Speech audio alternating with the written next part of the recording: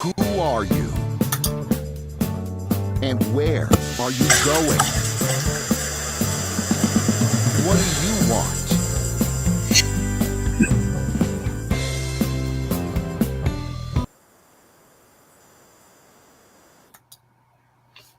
Hello, and welcome to this special edition of the Way to Wow shows. I'm your host, Kevin Bemel, and I'm here to wish all of you who celebrate the festival a very happy Christmas. So we're coming to the end of the year, and sorry about that. I always forget to close my email and it dings in the background. We're coming toward the end of the year, and it's the holiday season, and this is my favorite time of year, from basically Halloween until New Year. Things, in theory, things slow down a little. They didn't for me this year. The weather gets a little bit colder. It's an overcast day here in Los Angeles, and it's chilly here in my house. The temperature hasn't broken above 65 yet, and I haven't bothered turning on the heat. I'm just enjoying shivering a little bit. And what I notice is people on the streets are a little happier. In many cases, a little more patient, although in some cases much less patient. There is definitely a spirit of Christmas that engulfs our country. And whether we celebrate the holiday or not, I think we're all the beneficiaries of the sort of happiness that is endemic this time of year.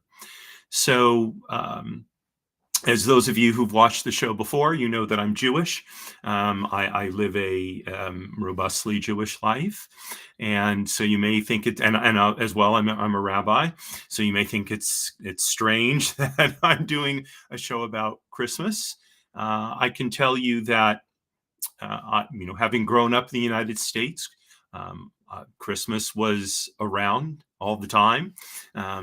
When I was a Cub Scout, I think I was the only Jewish Cub Scout in my pack, and my fellow Cub Scouts were all, I believe, Christians.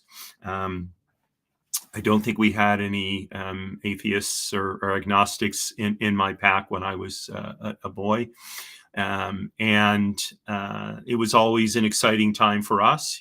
Cub Scouts were 8, 9, 10 years old, and looking forward to presents and such. I remember being at one particular pack meeting, and it was the pack meeting for December. It was probably, I think it was December 1968, I'm pretty sure, maybe 1969. So the Vietnam War was going on, and Santa Claus came to the pack meeting.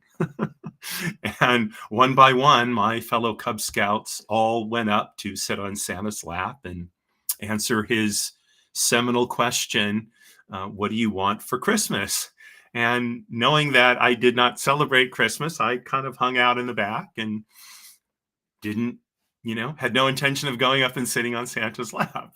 But it was fun to watch my fellow Cub Scouts go up there and listen to what they had to say. And so all the other Cubs went up there and did their thing. And the pack master, I think it was, asked, have we missed anybody? And I didn't say anything. I didn't feel like I had missed. But somebody saw that I hadn't been up there and said, well, Kevin hasn't been up there. And so they insisted that I go up and sit on Santa's lap. So I did, and so I'm sitting on Santa's lap, and Santa asked me, what do you want for Christmas? And so, precocious kid that I was, I said, well, I'd like world peace. For Santa Claus, right? He was But I will say, without a beat, he said, "Well, that's a tough one." He said, "I'll work on that. But isn't there something maybe you'd like for yourself?" And I said, "Well, I appreciate that." I said, "But I'm Jewish, and so I don't celebrate Christmas. But thank you for offering." Got off his lap and went back with him. And for me it was an interesting experience. I maybe today people would be insulted by someone insisting that they go sit on Santa's lap if they're Jewish. I did not. All the other scouts were doing it. It seemed perfectly fine. I knew who I was, and all of that. But that memory has always stuck with me, and how Santa Claus with hardly missing a beat basically said, "Well, that's kind of a tough one." I'll have to work on that. So, needless to say, he wasn't able to bring about world peace really ever since then. But I think the Vietnam War ended in 71, 72. So it took him a little while to get that under control. But I remember too, as maybe a Cub Scout, or maybe I was a Boy Scout at this point, in an effort for all the scouts to learn from each other. We went to one of our scouts' homes, and he showed us the lighting of the Advent wreath, which I'd never seen before. I didn't know anything about. It was, I thought it was a lovely ritual.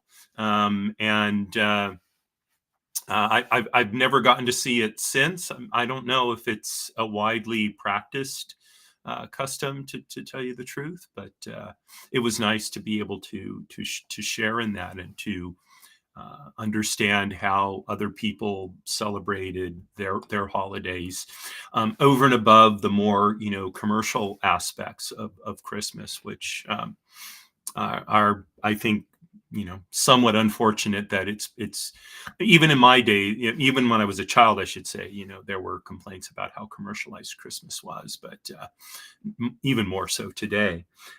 Every year, this is when I was a child and a teenager. This was still the days of the three networks: CBS, ABC, and NBC. And there were the shows every Christmas season that my sisters and I watched.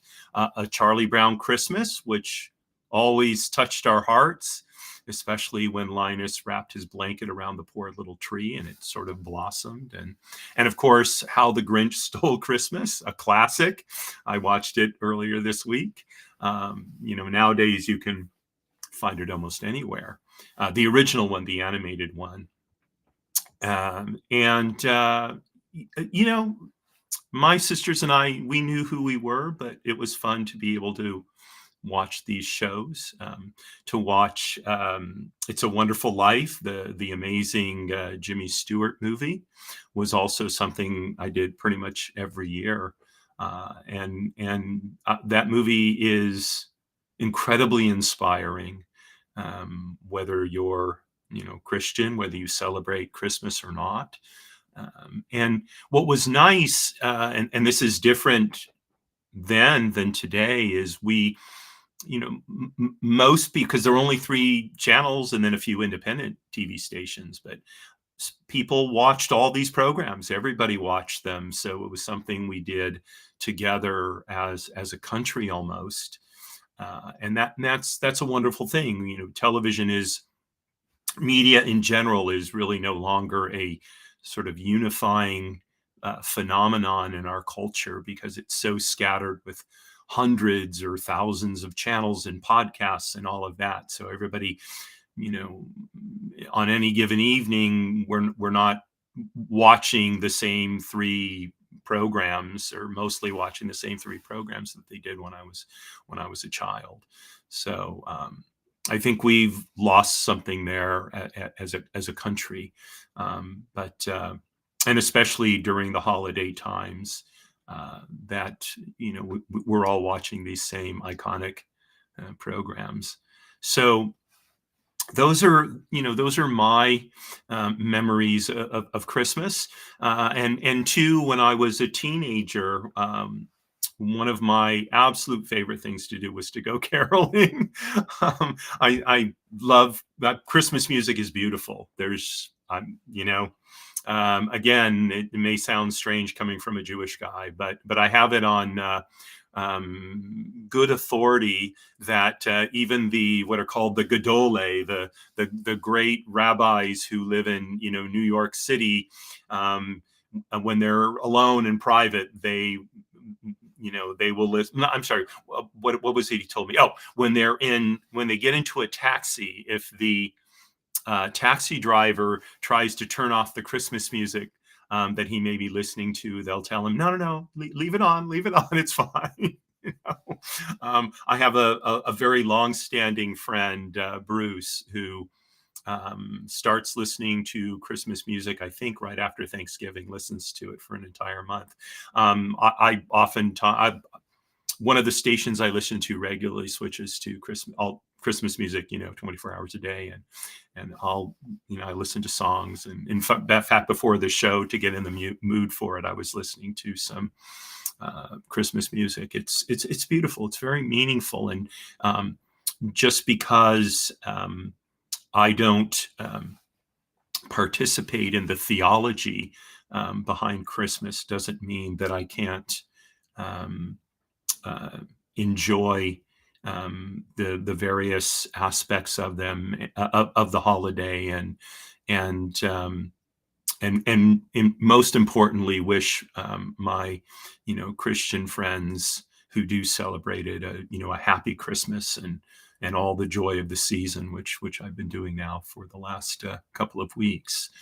So and again, for those of you who have seen one of my special editions before, I do a reading of some sort, and as you might guess, my reading for this Christmas Eve is the classic "A Visit from Saint Nicholas."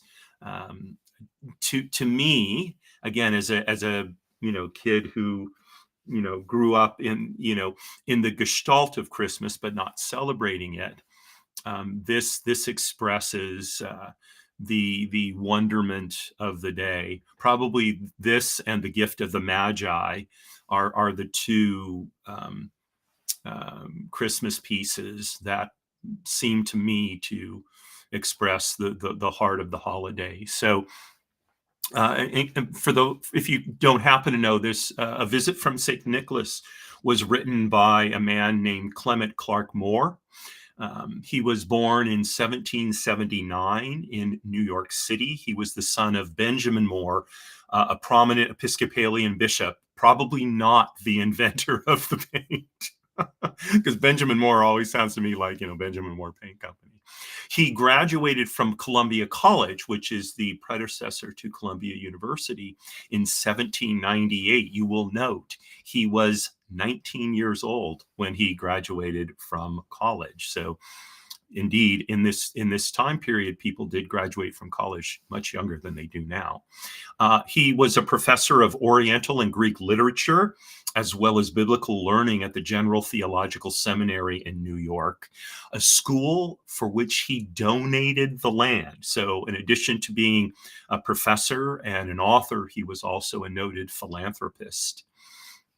Far and away, Moore's most famous poem is, of course, A Visit from St. Nicholas, which he wrote in 1823. So this, today celebrates the 200, well, not today, but this year celebrates the 201st anniversary of this poem. It was originally published anonymously, and it became an absolute holiday classic. And it really shaped the modern image of Santa Claus. So in Europe, he's known variously as Father Christmas, Kris Kringle and such. Here in the United States, Santa Claus is really how he's known. And the picture we have of him in our minds is really an evocation of Moore's poem describing Santa Claus visiting this man's home. Moore lived much of his life in Manhattan's Chelsea neighborhood.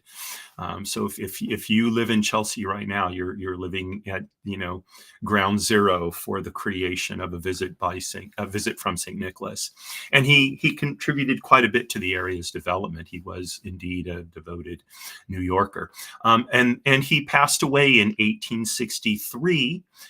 Just after the Civil War started, in Newport, Rhode Island. So, he lived to be 83, 84 years old, a man of learning and of philanthropy. And this poem that's lived on for 2 centuries now really is a tribute to, I think, what I surmise to be Clement Moore's desire to add a sense of wonderment to the Christmas holiday. So I'm gonna read the poem here, and I do this again as a tribute to all my Christian friends who are celebrating the holiday.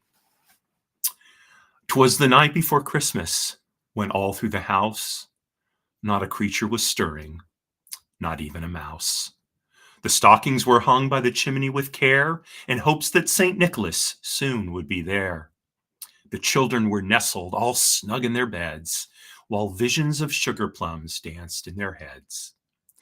And Mamma in her kerchief and I in my cap had just settled our brains for a long winter's nap. When out on the lawn there arose such a clatter, I sprang from my bed to see what was the matter. Away to the window I flew like a flash, tore open the shutters and threw up the sash. The moon on the breast of the new fallen snow gave a luster of midday to objects below. When what to my wondering eyes did appear but a miniature sleigh and 8 tiny reindeer. With a little old driver so lively and quick, I knew in a moment he must be Saint Nick. More rapid than eagles, his coursers they came, and he whistled and shouted and called them by name. Now Dasher, now Dancer, now Prancer and Vixen, on Comet, on Cupid, on Donner and Blitzen. To the top of the porch, to the top of the wall, now dash away all. As leaves that before the wild hurricane fly, when they meet with an obstacle, mount to the sky. So up to the housetop the coursers they flew, with the sleigh full of toys and St. Nicholas too. And then in a twinkling I heard on the roof the prancing and pawing of each little hoof.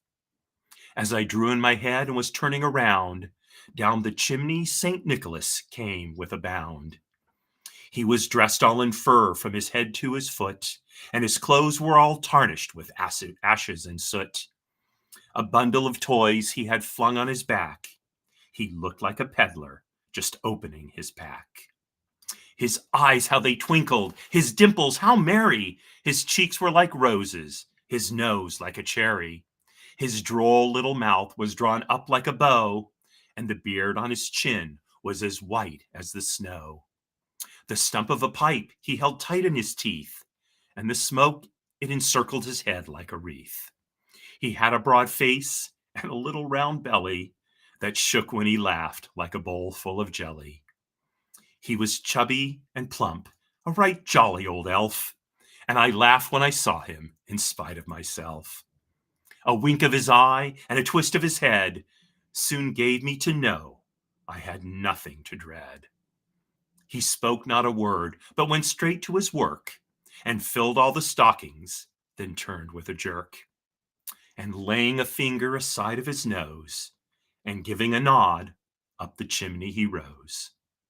He sprang to his sleigh, to his team gave a whistle, and away they all flew like the down of a thistle.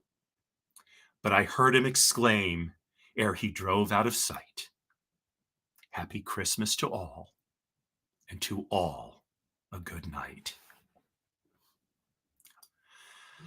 I was practicing the reading a little while ago and getting to that last line, it actually made me well up emotionally. Um, would that my wish as an 8-year-old Cub Scout would come to our world, and would that Santa Claus could bring it. But maybe if we all pray deeply enough and work hard enough, maybe we can have world peace. And if we do, it will be at least partly in the spirit of Clement Moore's A Visit from St. Nicholas. So I wish all of you celebrating a very, very Merry Christmas, all the joy of the season. And I hope that you're able to be with friends, family, loved ones on this night and throughout the holidays. Signing off as I always do, my dear friend Marie, who did celebrate Christmas, a lovely woman. You're my belle, Marie. You always will be. Courage at all times, my friends.